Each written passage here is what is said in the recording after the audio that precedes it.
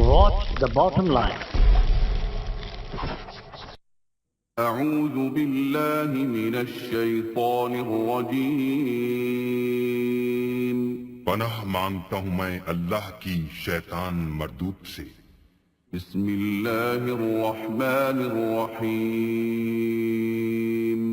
شروع اللہ کے نام سے جو بڑا مہربان نہایت رحم والا ہے. ناظرین کرام السلام علیکم. آج کی اس ویڈیو میں ہم پاکستان سپر لیگ جس کو PSL بھی کہا جاتا ہے اس کو درپیش مسائل کا ذکر کریں گے. آپ سے گزارش ہے کہ آپ اپنی آراء سے ضرور مستفید فرمائیے تاکہ ہماری حوصلہ افزائی ہو اور ہم اپنے کام میں بہتری لا سکیں. ناظرین کھیلیں صحت کے لیے از حد ضروری ہیں. یہ جسمانی اور ذہنی تندرستی کے لیے بہت ضروری ہیں. دنیا کے مختلف علاقوں میں مختلف کھیلیں کھیلی جاتی ہیں جن میں فٹ بال، کرکٹ، ہاکی، ٹینس وغیرہ شامل ہیں. لیکن کچھ کھیل ایسے ہوتے ہیں جن میں لوگوں کی دلچسپی جنون کی حد تک ہوتی ہے اور بعض ممالک کو تو لوگ اس کھیل کی ہی وجہ سے جانتے ہیں. ایسی ہی ایک کھیل ہے جس کا نام ہے کرکٹ. ناظرین تقسیم پاکستان سن 1947 سے قبل ہی مسلمان اس کھیل میں اپنا سکہ جما چکے تھے.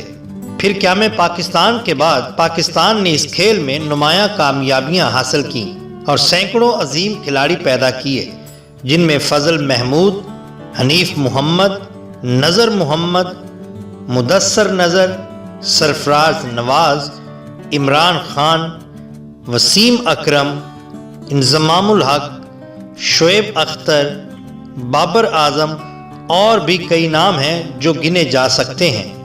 ناظرین پاکستان نے ہر فارمیٹ میں بہترین ٹیم کھلائی. پاکستان کی سرزمین خدا نے کھیل کے حوالہ سے بھی زرخیز بنائی ہے. اس میں ہمارا کرکٹ کا نظام بھی اہم کردار ادا کرتا ہے. گراس روٹ لیول پر کالج کرکٹ اور ڈومیسٹک کرکٹ اس کی بڑی مثال ہے. جہاں زمانے نے اور بہت سارے معاملات میں ترقی اور جدت پیدا کی ہے، کرکٹ کے ناخداؤں نے اس میں بھی کافی تبدیلیاں متعارف کروائی ہیں. جیسے 1 روزہ جسے 1 ڈے کہا جاتا ہے، 3 روزہ جسے 3 ڈے کہا جاتا ہے اور 20 اوور کا جسے 20-20 کہا جاتا ہے اور 10 اوورز کا جس کو T10 کہا جاتا ہے. اس چیز کو مد نظر رکھتے ہوئے پاکستان کرکٹ بورڈ نے سن 2016 میں پاکستان سپر لیگ یا PSL متعارف کروائی جس کا مقصد کھیلوں کا فروغ، نئے کھلاڑیوں کی دستیابی اور یقیناً معاشی خوشحالی بھی اسی میں شامل ہے.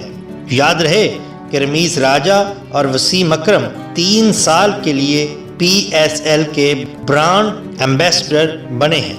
ناظرین اس کا فارمیٹ کچھ اس طرح سے ہے کہ یہ خود مختار ٹیم سسٹم نہیں ہے بلکہ یہ لیگ ایک انفرادی حیثیت یا اینٹی رکھتی ہے جس میں ہر فرینچائز انویسٹر کی ملکیت ہے جو اس کو کنٹرول کرتے ہیں. اب تک اس کے 3 سیزن ہو چکے ہیں جس میں یوں تو میچز بھی ہوئے، ٹرافیاں بھی ملی اور میڈلز بھی دیے گئے، مگر معاشی طور پر اس کی صورتحال کیا ہے آپ کے سامنے پیش کرتے ہیں. ناظرین PSL کے ابتدائی 3 ایڈیشن میں اسلام آباد یونائٹڈ نے 2 اور پشاور زلمی نے 1 بار یہ PSL کی ٹرافی اپنے نام کی ہے. پاکستان سپر لیگ کے ابتدائی 3 ایڈیشنز میں ناظرین معاشی طور پر کوئی بھی فرینچائز ایک ہلا منافع بھی کمانے میں کامیاب نہیں ہو سکی. اگر صورتحال میں اگلے چند برسوں میں بہتری نہ آئی تو اس بات کے امکانات ہیں کہ فرینچائز دیوالیہ ہو سکتی ہیں. ذرائع کے مطابق فرینچائز مالکان کو امید ہے چوتھے سال نشریاتی حقوق سے ملنے والی آمدنی کا معقول حصہ فرینچائز کو ملے گا. حکومت سیلز ٹیکس اور انکم ٹیکس میں بھی چھوٹ دے گی جس کے بعد ان کے نقصان میں کچھ کمی ہو سکے گی. ذرائع کا کہنا ہے کہ پاکستان کرکٹ بورڈ نے ٹیکس معاملات کے لیے کمیٹی بنائی ہے جس نے وزیر اعلیٰ پنجاب عثمان بزدار اور وفاقی وزیر خزانہ اسد عمر سے مذاکرات کیے. بورڈ کو امید ہے کہ ٹیکس میں اگر چھوٹ مل جاتی ہے تو ان کے نقصان میں کمی آئے گی اور نئے فائنینشیل ماڈل سے فرینچائز مالکان کے مسائل کم ہوں گے. تاہم اگر ٹیکس سے چھوٹ نہیں ملتی تو فرینچائز دیوالیہ ہو سکتی ہیں.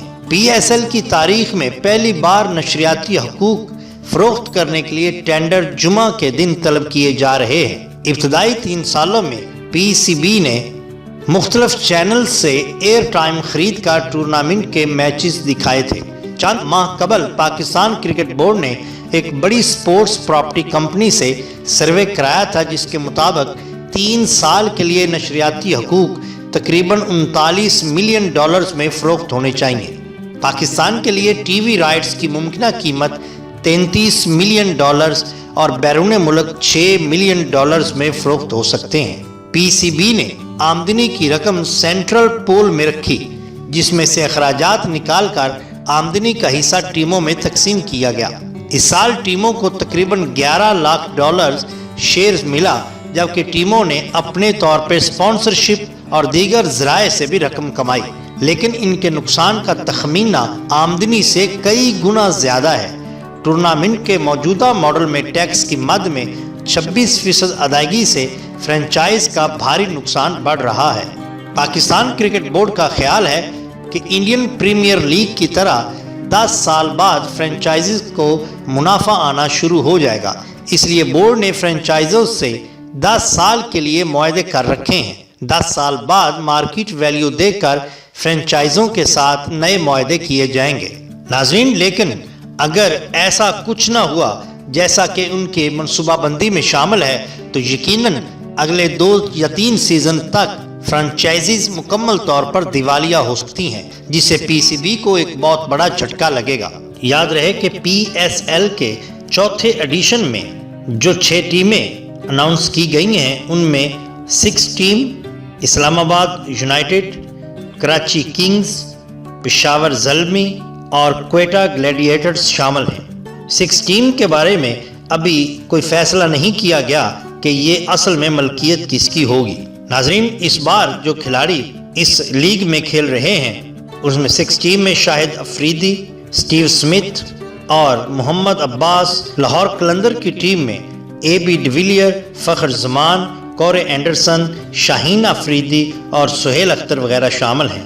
اسلام آباد یونائٹڈ میں رونکی، آصف علی، سمت پٹیل وغیرہ شامل ہیں۔ کراچی کنگز میں بابر اعظم، عماد وسیم، پشاور زلمی میں ڈیرن سمی، کامران اکمل، کوئٹہ گلیڈیٹرز میں براوو، سرفراز احمد، شین واٹسن، عمر اکمل شامل ہیں۔ ناظرین، اس بار جن کھلاڑیوں کو پی ایس ایل میں کسی بھی فرنچائز نے نہیں خریدا، ان میں شامل ہیں کرس گیل، عمران نذیر اور عبدالرزاق۔ ناظرین، اگر آپ کو ہماری یہ کوشش پسند آئی ہو تو لائک کیجیے اور سبسکرائب کیجیے ہمارے چینل دا باٹم لائن کو، تاکہ ہم آپ کے لیے اور بھی بہترین ویڈیوز لا سکیں۔ اپنے دوستوں کا بہت خیال رکھیے گا۔ آپ کا بہت شکریہ۔ اللہ حافظ۔